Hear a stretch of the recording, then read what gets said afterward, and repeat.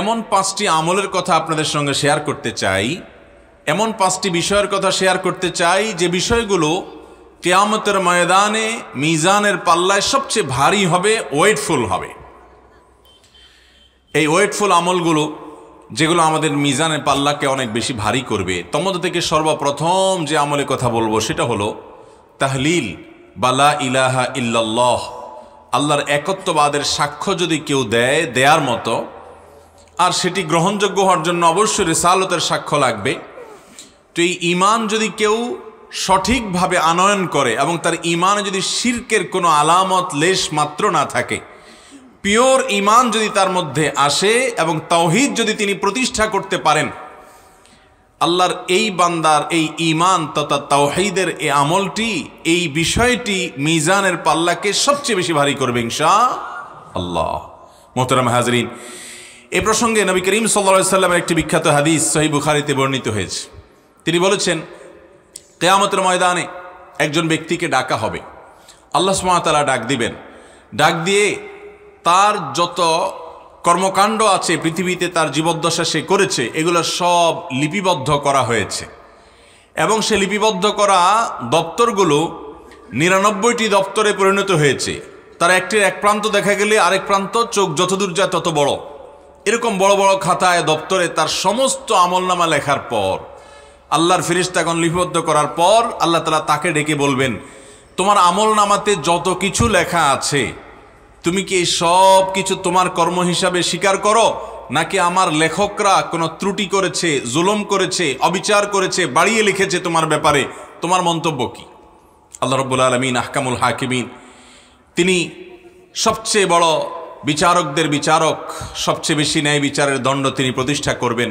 দুনিয়াতে কোনো বিচারক তার জাজমেন্টে ভুল করতে পারেন নিজের বুঝার ভুলের কারণে, এভিডেন্সের ত্রুটির কারণে বা নানা কারণে, কিন্তু আল্লাহ রাব্বুল আলামিনের কাছে তার সবগুলোর পুঙ্খানুপুঙ্খ বিচার হবে এবং কোনোটি কেউ সেখানে লুকাতে পারবে।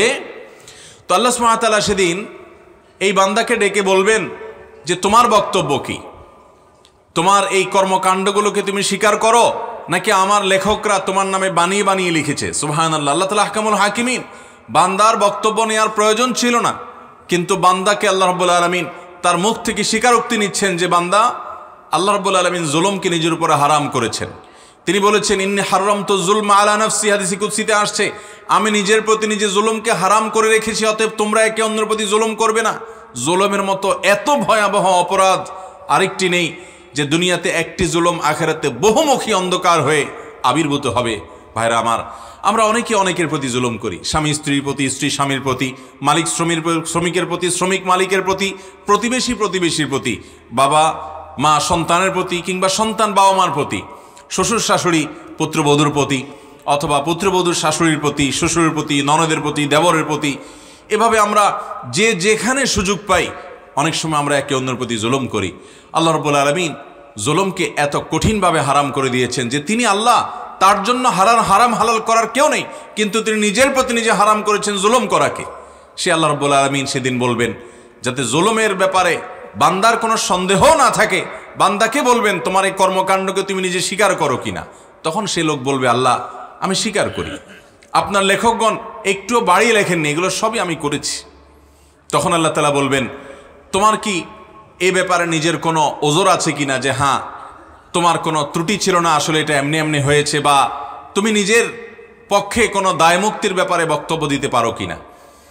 তখন বান্দা বলবে, আল্লাহ না, সেরকম কিছুই আসলে বলার নাই, আমি প্রবৃত্তির তাড়নায় তাড়িত হয়ে, কোরআন হাদিসে নিষেধ করা আছে আমি জানি, তারপরও আমি এই সমস্ত কর্মকাণ্ড করেছি, করে আমার আমলনামাকে ভারী করেছি।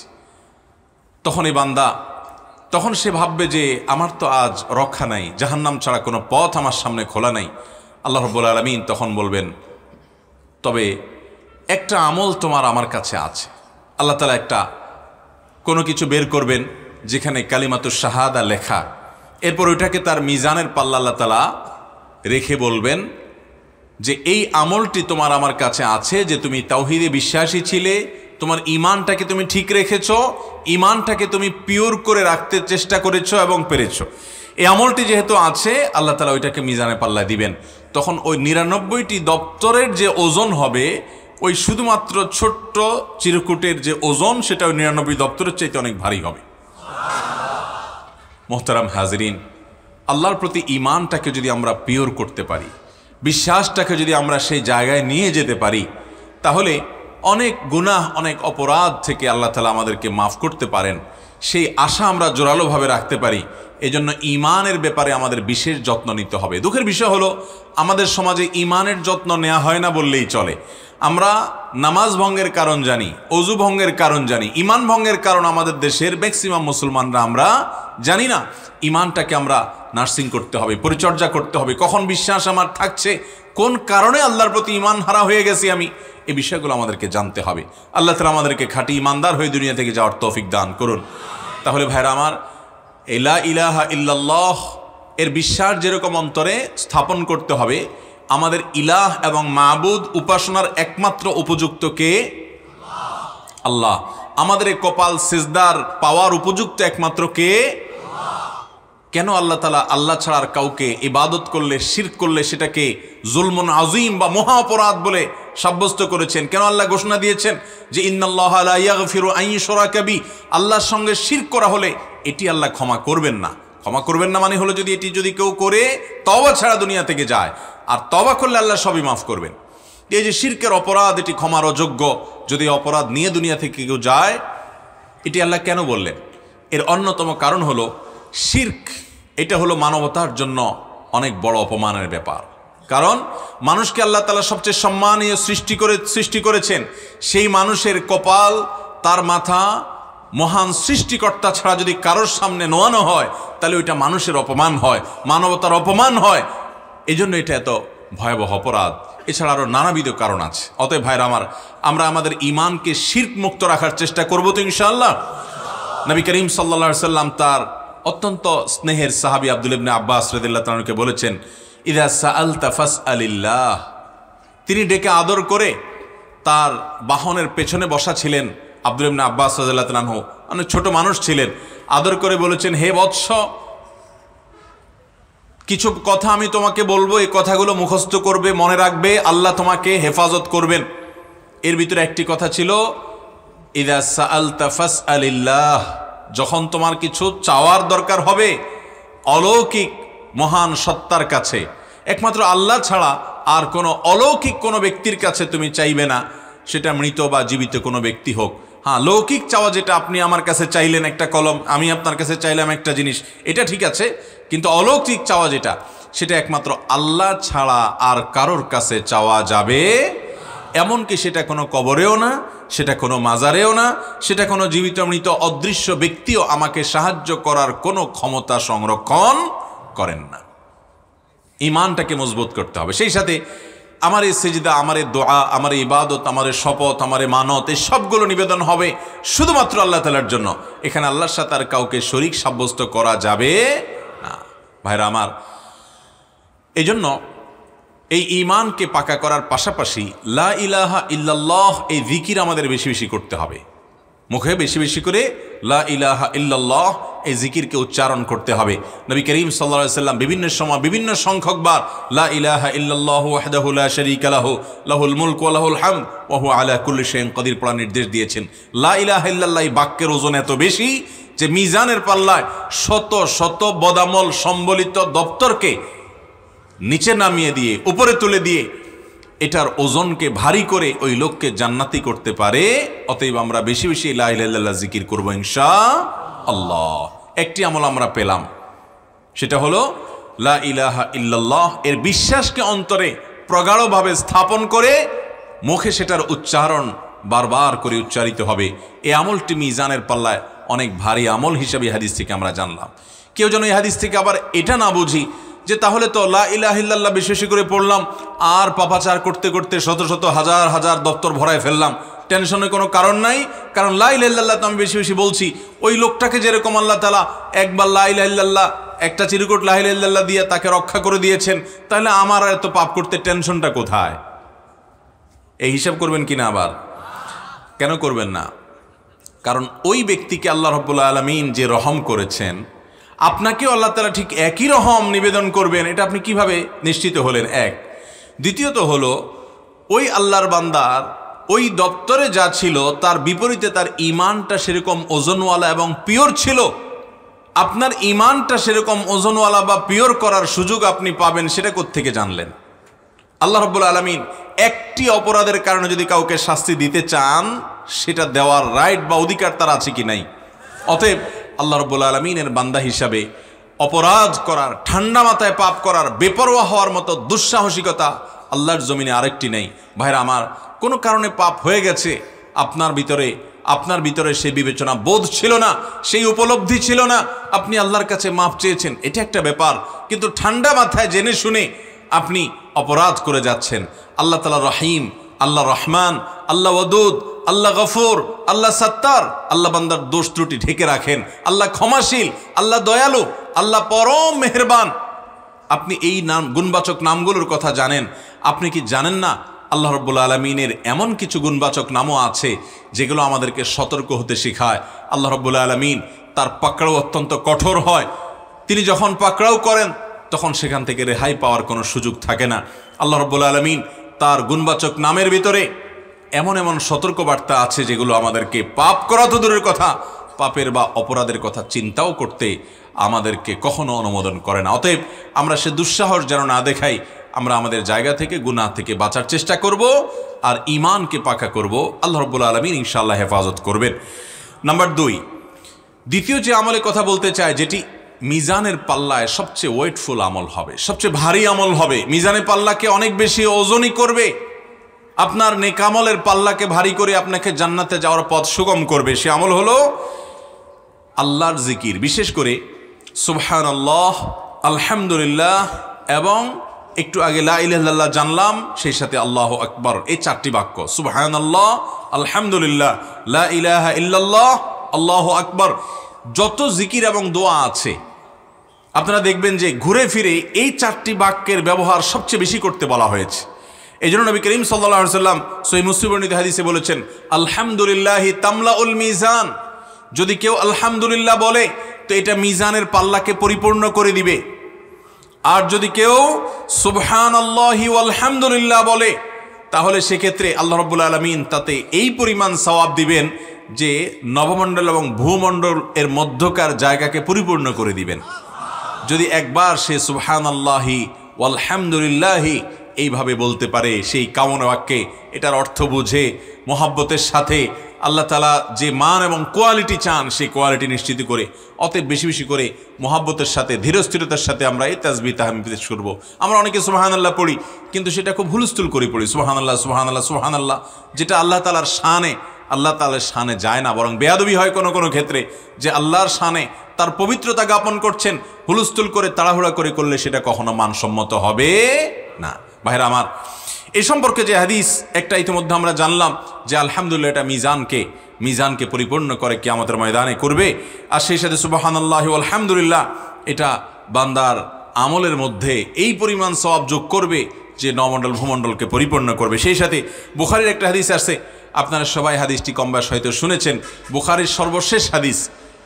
নবী করিম সাল্লাল্লাহু আলাইহি ওয়াসাল্লাম বলেছেন, কালিমাতানে খাফিফাতানে আলাল লিসান ফাকিলাতানে ফিল মিজান হাবিবাতানে ইলার রহমান। দুটি বাক্য আছে যে বাক্যগুলো মুখে বলতে খুবই সহজ অথচ আল্লাহর কাছে খুবই প্রিয় আর মিজানের পাল্লায় অনেক বেশি ভারী হবে। সে বাক্যগুলো কি? সুবহানাল্লাহি ওয়া বিহামদিহি সুবহানাল্লাহিল আযীম, সুবহানাল্লাহি ওয়া বিহামদিহি সুবহানাল্লাহিল আযীম। মুহাব্বতের সাথে, আজমতের সাথে, আল্লাহর বড়ত্ব অন্তরে উপস্থিত করে বারবার করে আমরা এই বাক্য পাঠ করব, সুবহানাল্লাহি ওয়া বিহামদিহি সুবহানাল্লাহিল আযীম। অর্থাৎ আমি পবিত্রতা বর্ণনা করছি আল্লাহ রাব্বুল আলামিনের প্রশংসা সহকারে পবিত্রতা। সুবহানাল্লাহিল আযীম, আল্লাহ রাব্বুল আলামিন পবিত্র, মহান আল্লাহ পবিত্র, তার পবিত্রতা জ্ঞাপন করছি। যে সুবহানাল্লাহ, আলহামদুলিল্লাহ, এই বাক্যগুলোর ওজন এত বেশি যে নবী সাল্লাল্লাহু আলাইহি ওয়াসাল্লাম বলেছেন এগুলো মিজানের পাল্লা অনেক বেশি ভারী হবে। ঠিক একইভাবে আরও বহু হাদিস এই মর্মে পাওয়া যায়। আমার মনে হয় দলিল বা প্রমাণ হিসাবে এই দুটি যথেষ্ট। তাহলে আমরা দ্বিতীয় আমলও পেয়ে গেলাম, সেটা হলো বেশি বেশি সুবহানাল্লাহ, আলহামদুলিল্লাহ, লা ইলাহা ইল্লাল্লাহ এবং আল্লাহু আকবার এই বাক্যগুলো বেশি বেশি পাঠ করলে মিজানে পাল্লাকে অনেক বেশি ওজনই করে। নাম্বার 3, আল্লাহ তাআলা কাউকে যদি সন্তান দেওয়ার পর নিয়ে যান, কোনো বাবা কোনো মা যদি সন্তান হারা হয়ে যান, আল্লাহর জমিনে কষ্টের যত মুহূর্ত আছে এর মধ্যে অন্যতম একটা মুহূর্ত এটি। এই সময় যদি আল্লাহর কোনো বান্দা সবর করে, ধৈর্য ধারণ করে, হাহুতাশ না করে, অস্থির না হয়, বেসবর না হয়, তো আল্লাহ রাব্বুল আলামিন তার এই আমলটা, এর বিনিময়ে তিনি যে সবর যে করলেন, এর বিনিময়ে তাকে এত বেশি সওয়াব এবং পূর্ণ দিবেন, নেক দিবেন, যে এটা তার সবচাইতে ওয়েটফুল হবে। অর্থাৎ এই আমলটা অনেক বেশি ভারী করে দিবে তার মিজানে পাল্লাকে। নবী করিম সাল্লাল্লাহু আলাইহি ওয়াসাল্লাম মুসনাদ আহমদে হাদিসে বলেছেন, বাখ বাখ, আরবিতে বাখ বাখ বলা হয়, আমরা যেরকম বাংলাতে অবাক হয়ে বলি বাহ বাহ, মাশাআল্লাহ, এই টাইপের। নবী করিম সাল্লাল্লাহু আলাইহি ওয়াসাল্লাম বলেছেন, বাখ বাখ খামসুন মা আথকালাহুন্না ফিল মিজান, 5টি আমল আছে সেগুলা মিজানে পাল্লায় কত ভারী, তিনি অবাক হয়ে বলছেন কত বেশি ভারী। এই 5টির মধ্যে 4টি ইতিমধ্যে আমরা বলে ফেলেছি, অর্থাৎ সুবহানাল্লাহি ওয়ালহামদুলিল্লাহি ওয়ালা ইলাহা ইল্লাল্লাহ আল্লাহু আকবার, এই 4 বাক্য, এটা ইতিমধ্যে বলা শেষ। আর 5 নম্বর হলো নবী করিম সাল্লাল্লাহু আলাইহি ওয়াসাল্লাম বলেছেন, কোনো আল্লাহর বান্দার যদি কোনো সন্তান আল্লাহ তাআলা দেন, নেক সন্তান আল্লাহ তাআলা দেন, এই সন্তান হারা যদি তিনি হয়ে যান, এরপর তিনি যদি সবর করেন এবং ধৈর্য ধারণ করে আল্লাহর কাছ থেকে সওয়াব আশা করেন যে আমি সবর করলাম, আল্লাহ আমাকে এর জন্য বিনিময় দিবেন, তো আল্লাহ রাব্বুল আলামিন তার এই সবরের এই আমলটাকে কিয়ামতের ময়দানে মিজানের পাল্লায় এত ভারী করে দিবেন যে এর চেয়ে ভারী কোনো আমল আর হবে না। আমরা যারা সন্তান হারা হয়েছি, অনেক আমাদের ভাইরা আছেন, অনেক বোনরা আছেন, তাদের অনেক মনোবেদনা, অনেক মনে কষ্ট। এ হাদিস তাদের জন্য অনেক বড় সান্ত্বনা, কিন্তু শর্ত হলো ধৈর্য ধারণ করতে হবে। আমরা ধৈর্য ধারণ করি, বিভিন্ন বিপদে আপদে ধৈর্য ধারণ করি, কিন্তু সেটা হলো অনেক হাহুতাশ, অনেক অস্থিরতা, অনেক বেসবরি, এবং আল্লাহর শানের খেলাফ অনেক কাজ করার পর একটা পর্যায়ে বলি ঠিক আছে কি আর করা, তাহলে সবর করলাম। তো এটা কিন্তু সবর হিসাবে পরিগণিত হবে। নবী করিম সাল্লাল্লাহু আলাইহি ওয়াসাল্লাম বলেছেন, ইন্নামাস সবরু ইনদা সাদমাতিল উলা, প্রথম আঘাতের সময় যদি আপনি দাঁড়িয়ে থাকতে পারেন এবং আপনার মুখ থেকে কোনো কটু কথা বের না হয়, সন্তান হারার কারণে বা যে কোনো বিপদের কারণে আপনার চোখে পানি আসবে, মনে কষ্ট আসবে, এটা স্বাভাবিক, এটা ন্যাচারাল, কিন্তু এর কারণে আপনি যেমন অস্থির হয়ে আল্লাহর ফয়সালার প্রতি অসন্তোষ প্রকাশ, বিদ্রোহ প্রকাশ, কোনো প্রকার অসৌজন্যতামূলক আলাপ আলোচনা কিংবা কোনো কটু মন্তব্য করা, এরকম কিছু যদি আপনি না করেন, তাহলে সেটাই হবে প্রকৃত ধৈর্য। আপনি হাউতাশ করে টোরে শেষে বলছেন ঠিক আছে কি আর করা, তাহলে সবরই করি, তো এই সবরের মূল্য আল্লাহর কাছে হবে না। মোহতারাম হাজরিন, আমাদের সমাজে অনেক আমলওয়ালা মানুষ পাবেন, অনেক আমলওয়ালা মানুষ পাবেন, সবরকারী মানুষের সংখ্যা খুবই নগণ্য। যত সমস্যা এই সমাজে আছে, এই পরিবারগুলোতে আছে, এই ম্যাক্সিমাম সমস্যার সমাধান হলো আমাদের মধ্যে সবরের গুণটা আনা। দাম্পত্য জীবনে শান্তি আনার জন্য সবরের কোনো বিকল্প নাই। যত অশান্তি আছে দেখবেন এগুলার মূল কারণ হলো ধৈর্যহীনতা। আল্লাহ তাআলা আমাদেরকে সবর এবং ধৈর্য ধারণ করার তৌফিক দান করুন। ভাইরা আমার, কোরআনে কারিমে আল্লাহ তাআলা বলেছেন, ইন্নামা ইউওয়াফাস সাবিরুনা আজরাহুম বিগাইরি হিসাব, ধৈর্যশীলদেরকে আল্লাহ তাআলা বিনিময় কোনো হিসাব করে দিবেন না, হিসাব ছাড়া দিবেন ধৈর্যশীলদেরকে। অতএব আমরা সবরকারী হব তো ইনশাআল্লাহ। যে কোনো বিপদে, যে কোনো আপদে, পৃথিবীতে সব কিছু আমার মন মতো হবে না, অনেক কিছু আমার মনের বাইরে হবে, আমার চাওয়ার বিপরীতে হবে। এই সময়গুলোতে হাসি মুখে সেগুলোকে বরণ করে নিতে পারা, রাগ হয়েছে সেটাকে ঢোক গিলে ফেলা এবং নিয়ন্ত্রণ করা, সবর করা, ধৈর্য ধারণ করা, যে কোনো বিপদে হাসি মুখে কথা বলতে পারা, এটা অনেক বড় একটা যোগ্যতার ব্যাপার, বেশিরভাগ মানুষ পারে না। আল্লাহ তাআলা আমাকে আপনাকে সবরকারীদের কাতারে শামিল হওয়ার তৌফিক দান করুন।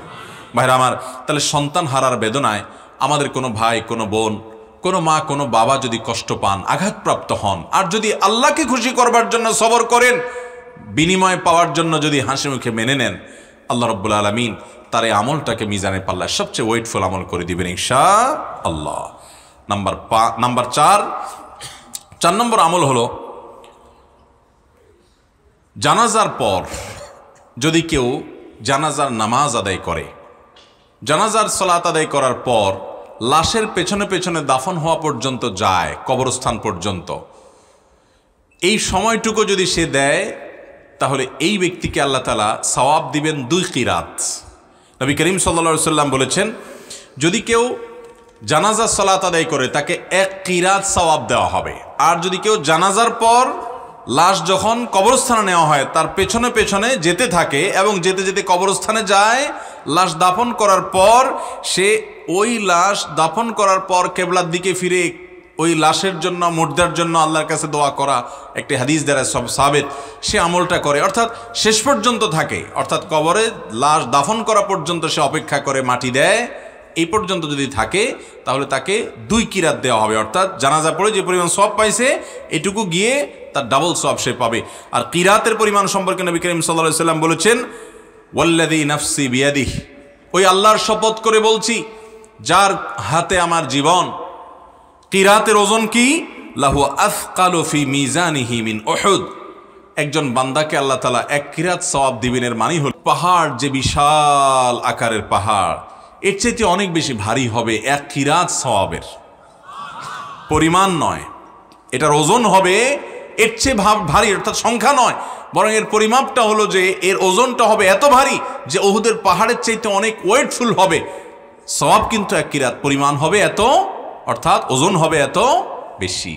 আর যদি দুইটাই কাজ করেন তাহলে 2 কিরাত অর্থাৎ ডাবল সওয়াব পাবেন। ভাইরা, আমাদের সমাজে এই আমলটার ক্ষেত্রেও ঘাটতি আছে। আমরা জানাজা অনেকেই পড়ি, কিন্তু দাফন হওয়া পর্যন্ত অনেকে আমরা থাকি না।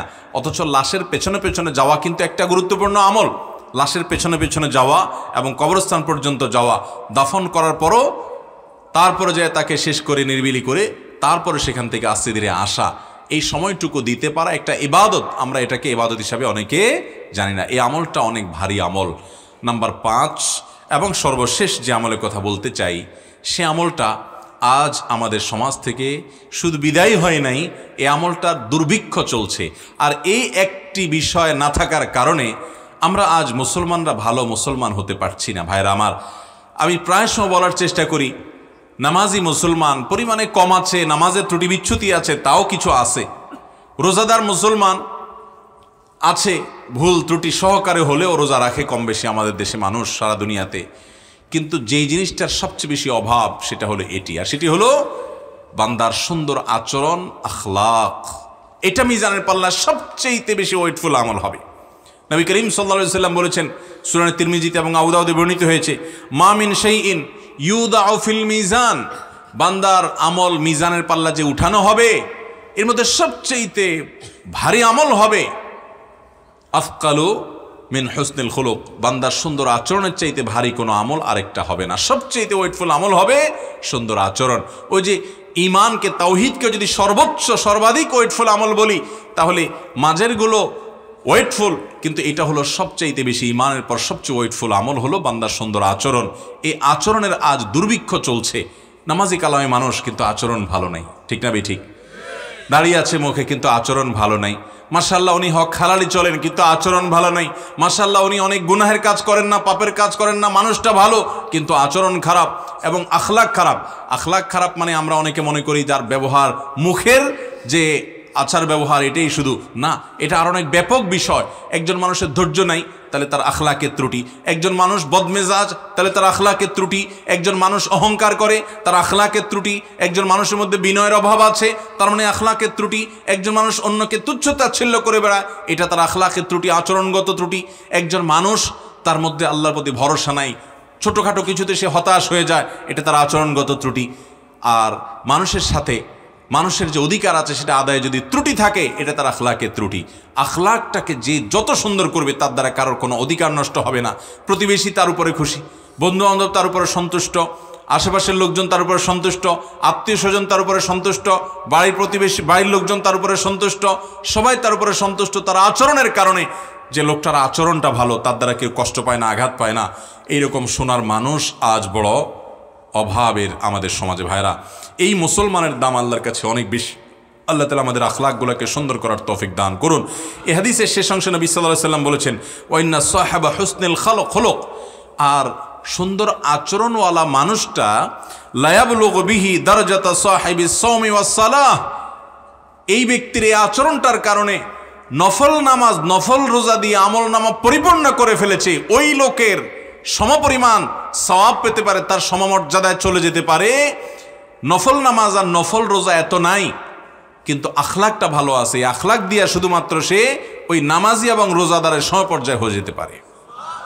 অতএব আমাদের আখলাকগুলোকে ভালো করব তো ইনশাআল্লাহ। নিজের স্ত্রীর সাথে সর্বোচ্চ সুন্দর ব্যবহার করতে হবে ভাইরা। আল্লাহ বলেছেন ওয়াশিরুহুন্না বিল মারুফ, তাদের সাথে সুন্দর আচরণ করো। আমাদের অনেক ভাইরা আছেন বাহিরে অনেক ভালো, কাস্টমারের সাথে ভালো, ক্লায়েন্টের সাথে ভালো, পরিচিত অপরিচিত মানুষের সাথে ভালো, কিন্তু নিজের স্ত্রীর সাথে যা তা আচরণ, বদরাগ আছে না নাই? বেচারের উপরে যত রকমের টর্চার, অবিচার, গালমন্দ, বাজে কথা, ঘরে ঘরে। অনেক লোক আছে বাহিরে অনেক সভ্য ভদ্র, ওনাকে মানুষ অনেক ভালো জানে, কিন্তু ওনার বউ জানে ওনার চরিত্রের হাল কি, ঠিক কিনা?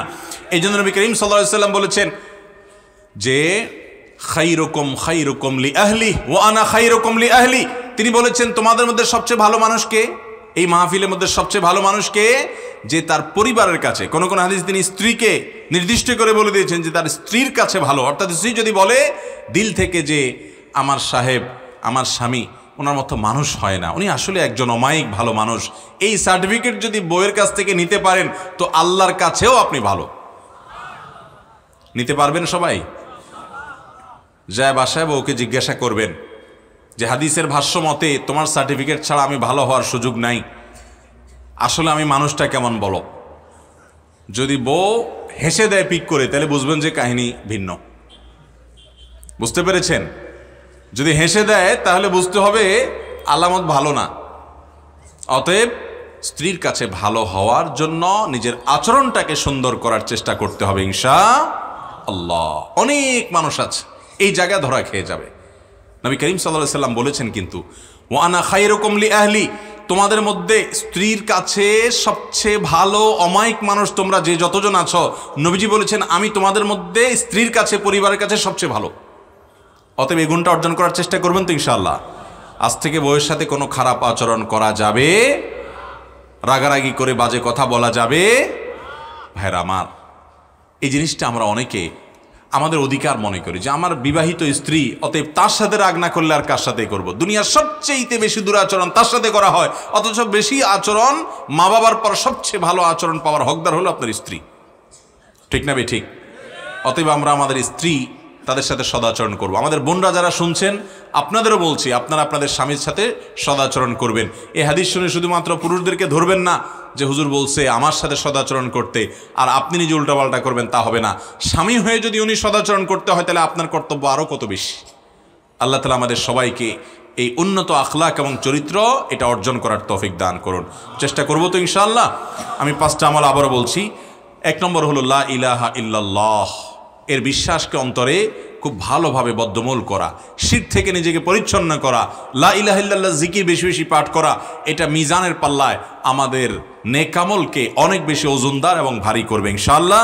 দ্বিতীয়ত হলো সুবহানাল্লাহি ওয়াল হামদুলিল্লাহি ওয়া লা ইলাহা ইল্লাল্লাহু আল্লাহু আকবার এবং সুবহানাল্লাহি ওয়া বিহামদিহি সুবহানাল্লাহিল আযীম। এই বাক্যগুলো আমাদের আমল নামাকে অনেক বেশি ভারী করবে, নেকামল নামাকে। তৃতীয়ত হলো যদি আল্লাহ তাআলা কারোর সন্তানকে নিয়ে যান দুনিয়া থেকে, তাহলে তিনি যদি সবর করেন, ধৈর্য ধারণ করেন, এই আমলটার ওজন হবে অনেক বেশি। চতুর্থত হলো জানাজার সালাত আদায় করার পর, সালাত যেরকম আদায় করা একটা ইবাদত, লাশের পেছনে পেছনে কবরস্থান পর্যন্ত যাওয়া আরেকটা ইবাদত। এই দুটি আমলের ওজন হবে উহুদ পাহাড়ের সমপরিমাণের চাইতে, ওজনের চাইতে আরও বেশি। তার মানে এটার ওজন হবে অনেক বেশি এবং অনেক ভারী আমল এটি। আর 5 নম্বর ইমানের পর সবচেয়ে গুরুত্বপূর্ণ যেটি এই ক্ষেত্রে, অর্থাৎ ওজনদার আমলের ক্ষেত্রে, সেটি হলো ভাইয়েরা আমাদের আচরণগুলো। এই আচরণওয়ালা মানুষ, আখলাকওয়ালা মানুষ আজকাল পাওয়া যায় না। সব আমাদের আচরণগুলো থেকে দুর্গন্ধ ছড়ায়। আমাদের নবী করিম সাল্লাল্লাহু আলাইহি সাল্লাম এত সুন্দর আচরণকারী ছিলেন যে তার আচরণ দ্বারা কেউ কোনোদিন আঘাতপ্রাপ্ত হয় নাই, কেউ কোনোদিন কষ্ট পায় নাই, কারোর অধিকার কখনো নষ্ট করে নাই, কারোর প্রতি আঘাত কখনো, আক্রমণ কখনো করেন নাই, কোনো দিন কোনো গালমন্দ করেন নাই। অথচ আমরা অনেকে আছি সারা দিন গালমন্দের মধ্যেই থাকি, আছে না নাই ভাই? আল্লাহ আমাদের আখলাকগুলোকে সুন্দর করার তৌফিক দান করুন। সবাই চেষ্টা করবো তো ইনশাআল্লাহ। আখলাক সুন্দর করার জন্য যারা সুন্দর আচরণকারী ভদ্র মানুষ তাদের সাথে বেশি বেশি উঠা বসা করবেন। আরেকটা দোয়া আছে নবী সাল্লাল্লাহু আলাইহি ওয়াসাল্লাম শিক্ষা দিয়েছেন, আল্লাহুম্মা হদিনি লি আহসানিল আখলাক, আল্লাহ আমার আখলাককে, সুন্দর আখলাকের পথে আমাকে পরিচালিত করেন। ফাইন্নাহু লা ইয়াহদি লি আহসানিহা ইল্লা আন্ত, কারণ আপনি ছাড়া কেউ সুন্দর আখলাকের পথ দেখাতে পারবে না। ওয়াসরিফ আন্নি সাইয়্যাহা, আল্লাহ দুরাচরণ এবং খারাপ চরিত্র, বাজে গুণ, আচরণগত ত্রুটি থেকে আমাকে হেফাজত করেন। ফাইন্নাহু ওয়ালা ইয়াসরিফ আন্নি সাইয়্যাহা ইল্লা আন, কারণ এই খারাপ আচরণ থেকে আপনি ছাড়া কেউ রক্ষা করতে পারবে না। আল্লাহ রাব্বুল আলামিন কিয়ামতের ভয়াবহ তমদিনে আমাদেরকে বেশি থেকে বেশি নেক আমলগুলো বেশি বেশি করে এবং কোয়ালিটিফুল আমল করে আমাদের নেক আমলের পাল্লাকে ওজন করে নিয়ে দুনিয়া থেকে যাওয়ার তৌফিক দান করুন। আখিরাতে শেষ হাসি হাসবার তৌফিক আমাদের সকলকে দান করুন। এই মাহফিলে যেরকম সমবেত হয়েছি, জান্নাতুল ফেরদাউসের আঙ্গিনায় আরশে আজিমের মালিক আমাদের সবাইকে এরকম সমবেত হওয়ার, একত্র হওয়ার তৌফিক দান করুন। আমিন। ওয়া আখিরু দাওয়ানা আলহামদুলিল্লাহি রাব্বিল আলামিন।